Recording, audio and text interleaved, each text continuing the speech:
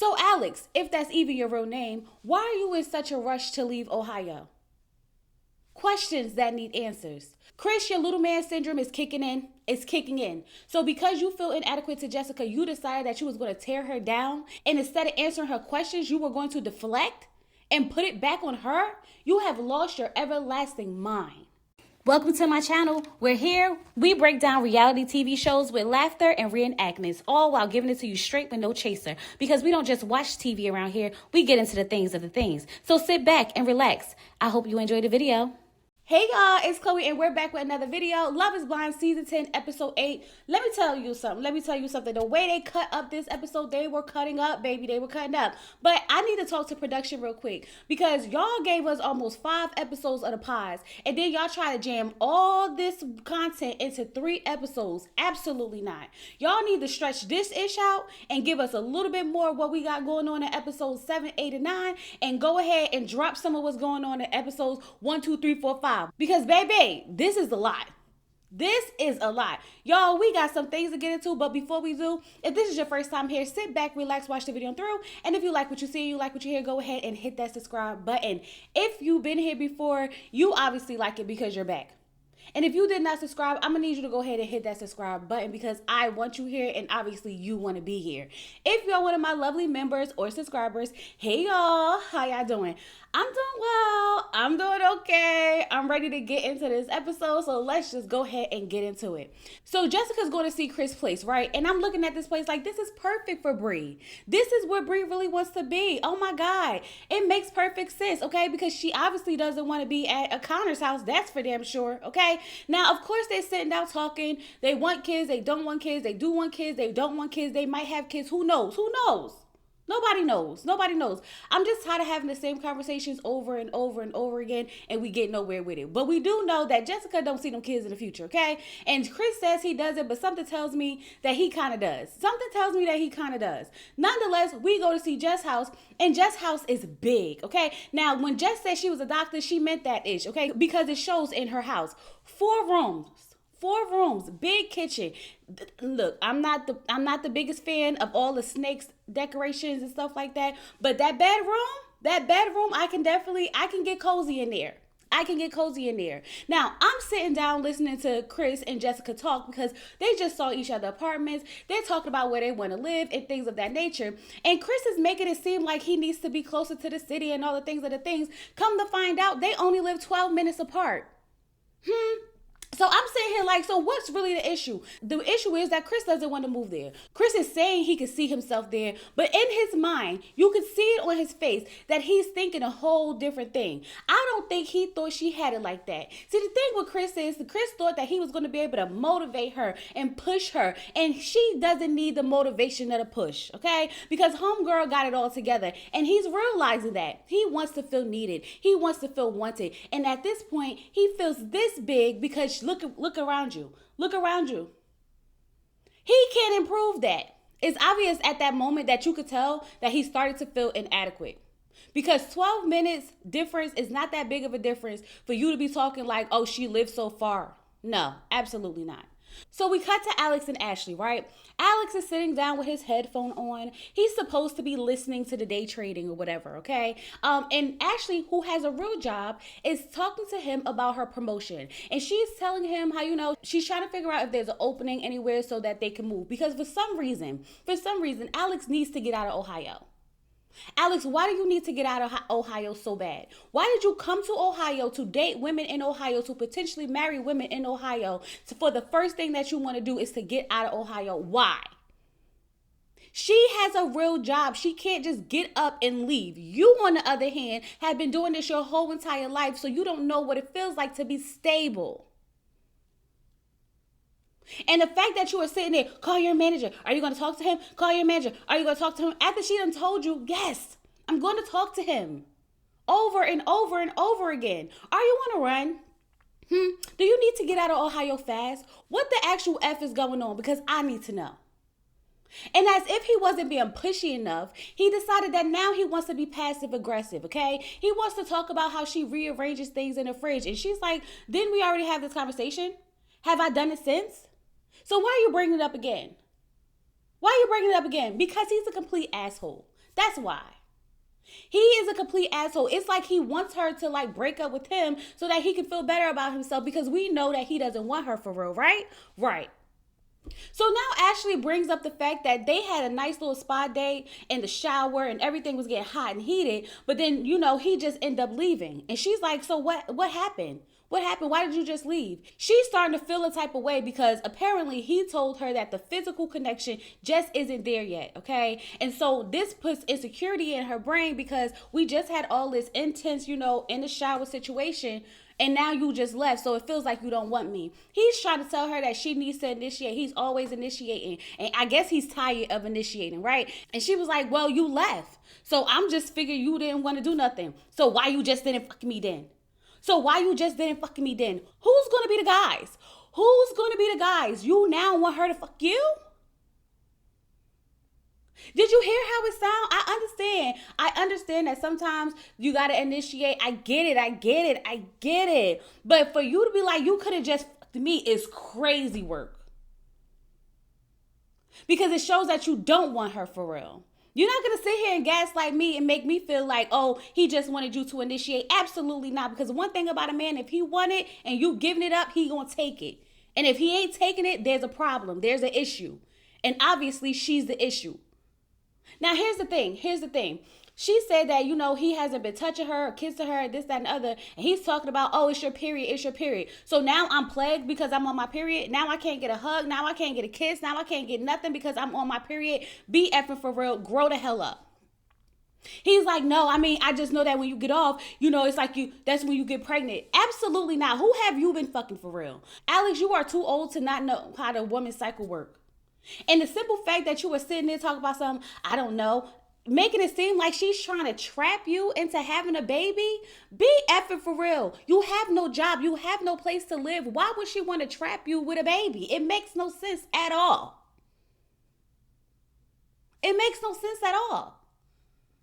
He literally sat there and antagonized that woman the whole time. First, it's about make sure you talk to your manager about the promotion. Then it's you rearranging stuff. Don't do that again. Then it's when you get your period, we need to track your cycle because we don't want to have no kids. She don't want to have no kids either, especially not by no bum. When I found out you said you was going to vote for Trump, it told me everything I need to know. You are literally displaying this ish right here in our face. And I'm mad that Ashley came back in there. And it's crazy because she said when she's on her period, he sleeps with a pillow in between them. That's crazy. I could never. I will never. And you should never put up with that. I don't know where he learned that at, but that is some crazy ass ish. It really is, okay? And then when she's telling you she's sexually frustrated, the only response is, why you just didn't fuck me? That is crazy work, Alex. That is crazy work. This man is weird. Okay? He's weird, he's pushy, he's passive aggressive, and then he's just aggressive. He's pissing me off. Ashley was worried that because he's not stable, that he's going to get bored fast. Absolutely. He's already bored, and he only been in Ohio for a couple of weeks? He's already bored. Run, Ashley, run. I'm really mad that she came back and gave in and even settled things with him because the way he was acting, the way he was behaving, absolutely the F not. Absolutely the F not. You gave in too easy for me, Ashley. That man sat there and really played in your face. And I want to be completely honest with you, Ashley. Unless y'all get to that altar and both of y'all say I do, I wouldn't talk to my manager about a promotion, nothing. Don't think about uprooting your life for this man and he don't even know how to sit still for a second. Because when you going to go to Florida and then he going to want to go to Arizona and it's going to be an ongoing cycle. Absolutely not. Absolutely the F not. Jordan meets Amber's brother. Jordan and Amber, I have no issues, no complaints, no notes, okay? They seem to be doing good. We know that they getting down in the kitchen. She's making waffles. He's making chicken. Everything looks good. The brother likes him. It's a whole family over there. I'm rooting for them. Let's move on. So Vic and Christine are looking at the tree art. Very beautiful. I'm happy that I get to see some Vic and Christine. But I'm wondering, did they get an apartment? They didn't give them an apartment either. They really got the short end of the deal. They really did, because this is one of the couples that I know for a fact is going to get married. And the simple fact that they really played in their face like that is crazy. It's crazy for real. But nonetheless, these two are walking around and they're talking about children. Now she wants to have children soon. This timeline is maybe 2 years because their parents are getting old. They want their parents to meet their grandkids and things of that nature. I love the fact that they were having this conversation about raising biracial children and what that looks like in the world today. Vic made it very clear that his children will be identified as black boys and girls, and their experience will be different. And they both are going to be responsible for educating them in the world and letting them know that because of your skin color, things are going to be just a little bit different for you.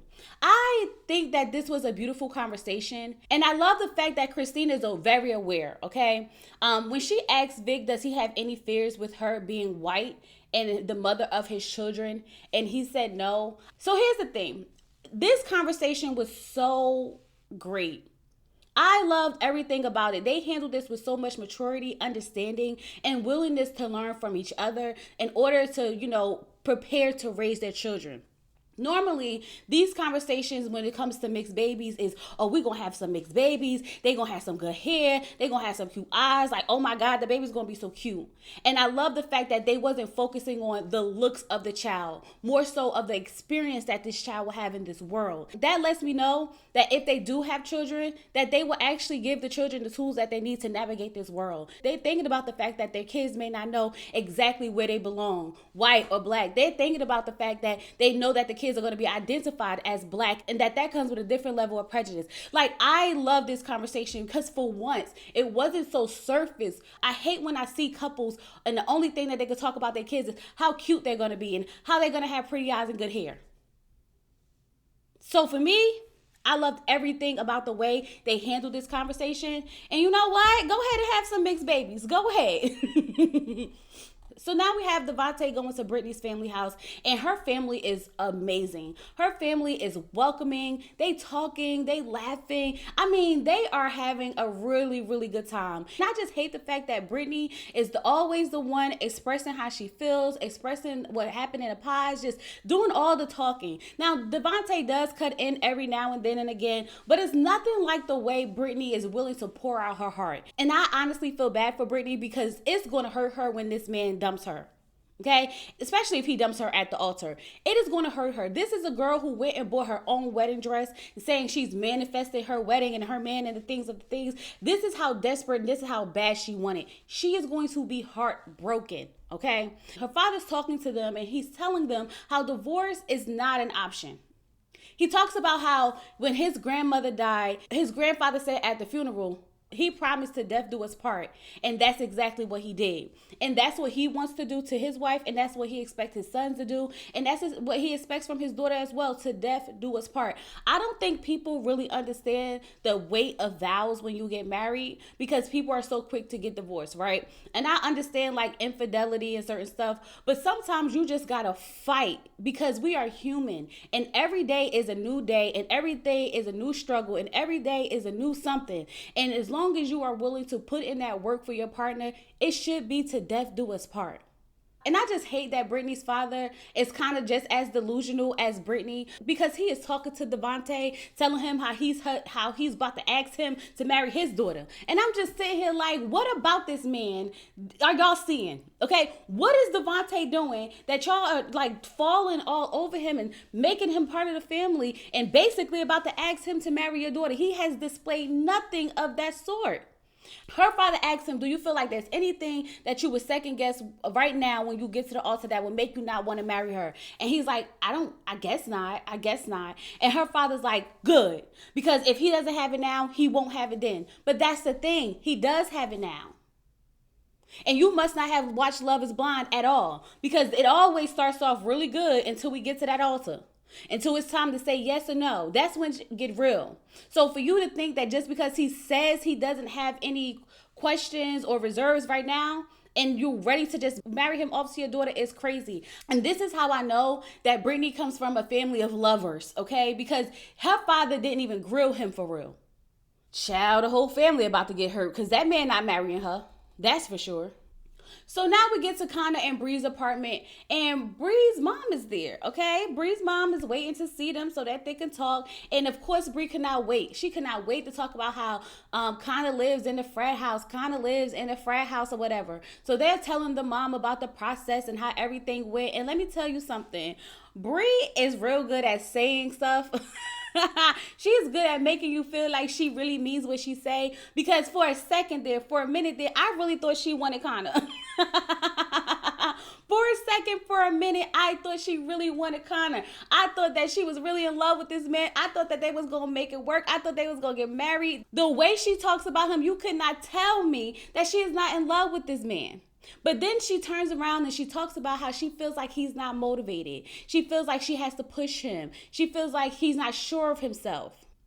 And this is when I knew that she wasn't serious, okay? Because although Bri is good at just saying the right things at the right time, we found out that she doesn't want him to meet her father just yet. And that lets me know everything that I need to know. I don't care how many times she say, oh, he's great, he's amazing. I don't care how many times she say, oh, I can envision my life with you. I don't care how many times she tells that man, I love you, I love you, I love you, I love you.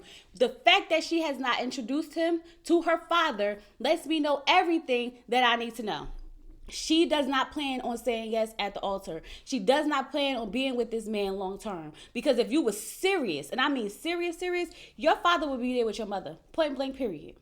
So Emma goes to meet Mike's family, and Mike's mom said that she cried when she found out that he was engaged, because how you go and get engaged? I don't even know who this girl is. Like, what is going on? This is all new to her. It's a lot for her. They are a traditional Italian family, and they talking about the pasta sauce and all the things they trying to really get to know Emma, right? When they get on the topic of kids, because y'all know if we don't talk about nothing else when it comes to Emma and Mike, we're gonna talk about some kids, okay? When we get on the topic of kids and Emma says that she's not sure if she wants to have kids, that's when his mother was like, absolutely not, because one thing we're gonna do in this family is have some kids, okay? Because she's talking about Emma like Emma's not there. She's like, so what if y'all get married and she decide that she don't want to have no kids to Mike? And Mike was like, I mean... She was talking to Mike like Emma was not there. She had to even tell Emma, I'm sorry, no offense, but I just need to know. I am happy that Emma gave her reason, right? I'm adopted by a white family. I don't know my genes. I had the birthmarks that I had to get removed. This is why I'm scared to have kids. It gave them a little bit more understanding, because trust and believe, they was writing that girl off immediately. As soon as she said that she didn't want kids, or she wasn't sure if she was going to have kids or not, they was like, oh, it's a hell no for us. A hell no for us. But after she told the story, you could tell that they started to warm up to her. But here's the thing. I still don't feel like Emma's being honest. Emma doesn't want children. I know she keeps saying, I'm not completely a no. I know she says that a lot, but she is. Okay, so I really wish they would just go ahead and break up already, because although it seems like that's the only issue, it's a big issue. But the good news is his family welcomed her into the family, and they said that, she part of the family now. I guess for the next 2 weeks, because we know they're not getting married, right? Right. Let's move on. So now we move to Chris and Jessica, and y'all, let me tell you something. I did not expect for this conversation to go the way that it went at all. When I say at all, I mean at all. But you can tell that the energy was weird when Chris walked into the house, okay? So apparently Chris went out the night before, and he didn't tell Jessica, right? Well, he texted her, and she's like, well, I would have liked for you to call me and let me know what was going on. He said that he texted her. He doesn't need to be in constant communication with her. And she's like, I don't need constant communication either, but you are my fiance. And I'm going to stop you right there, Chris, because when you are in a relationship with somebody, you are supposed to check in with them out of courtesy, love, and care, to let them know what you are doing. To tell her that you're going out and you're not coming home is crazy work, because we don't do that. People who live together do not just say, I'm not coming home. That's one thing you just don't do. I wish my husband would text me, I'm not coming home, because who the hell, what? So for you to sit there and make it seem like, oh, I don't need to be in constant communication is bullshit.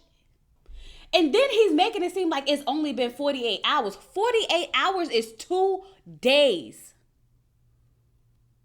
You better than me, Jessica, because the way I would have blew that man phone up, he would have had no choice but to answer or turn that ish off. I'd have blew his phone up so bad because don't play with me. Don't play with me. Where was you at, Chris? You was out there fucking bitches? Is that what you was doing? Were you outside fucking bitches? Because you wasn't here. So where were you? And here's the thing. Apparently he told her that he needed a 13-hour break. Chris said, I didn't say that. She said, you definitely said that because I thought it was weird that you said 13 hours. Yeah, he was planning on going to somebody. It was already in motion. Whoever he was texting, whoever he was calling, he already had the plan in motion, and he knew he needed exactly 13 hours to get it done. And it turned out to be a whole lot more. And now he wants to sit here and make it seem like it's not that big of a deal because we don't need to have constant communication. Like, that's not inconsiderate as hell, okay? Because what the actual F is wrong with you, Chris? Do you not want to get married? Do you not want to get married? Oh, apparently it seems like he doesn't. Because let me tell you what Chris did. Instead of Chris being able to own up to what he did wrong, he wanted to deflect, right? And he wanted to say, he wanted to tell her something. And he wants to be direct as possible. But he doesn't really know how to say it, right? Because he likes women who does Pilates. And he likes women who are like CrossFit and stuff like that. So then he asks her, do you think we have good physical connection? And she's like, I mean, I would like to think we do. And this man said, to be honest, no. He basically called her bad built, and he told her that when they have sex, he can't get into it. Yeah. And I'm sitting here like, this man is doing everything in his power to break her down because she is so much better than him. He feels inadequate to her, and he doesn't know how to handle that. And he can't do it any other way but then to come for her looks, because let me tell you something. Jessica told him, I don't do Pilates. I don't work out. I'm a doctor. I am saving lives every day. Something you could never compete with. You running have nothing on what I do on a daily effing basis. Your little apartment has nothing on my whole big ass house. You can't teach me. You can't motivate me to do anything that I have not already done. Because let me tell you something. She's done it and she's accomplished. And he can't handle it. So the only way to really get to her is to break her down emotionally. Because he had nothing else to offer her. Let's be real. Let's be real. And I'm going to touch on just a little bit of episode 9 because I did watch just the very, very beginning because I had to see where this was going. For you to sit there and talk about Jessica's body and then want to figure out what's going on with Bri is crazy work. Because Jessica is actually smaller than Bri. And last time I checked, I looked at you and I'm trying to figure out where's all this working out and CrossFit and all the things of the things. Because homeboy, it never was given Michael B. Jordan. And I couldn't think of a white man to compare you to, so that's who you get. Yo, Chris pissed me off so bad. So bad. Chris made it very clear that he's the type that he feels like he needs to have control. He needs to be dominant. He needs to be the motivator. He needs to be the one to push you. And because he didn't have to do that with her, and he couldn't do that with her, he had to find something else. So to talk about her body being out of shape and talk about how he just can't get into the sex, he knew that that was going to hurt her. He knew it. And so he did that. Instead of just answering the question, he deflected and he made this all about her and how she's bad built and how the sex isn't good. Piece of work. Piece of fucking work. I can't wait till we get into episode 9. Anyway, y'all, I really hope y'all enjoyed this review. Get in the comments. Let me know what y'all think about everything that just happened. Don't forget to like the video, comment, share, and subscribe. And with all that being said, I'll talk to you guys later. Peace.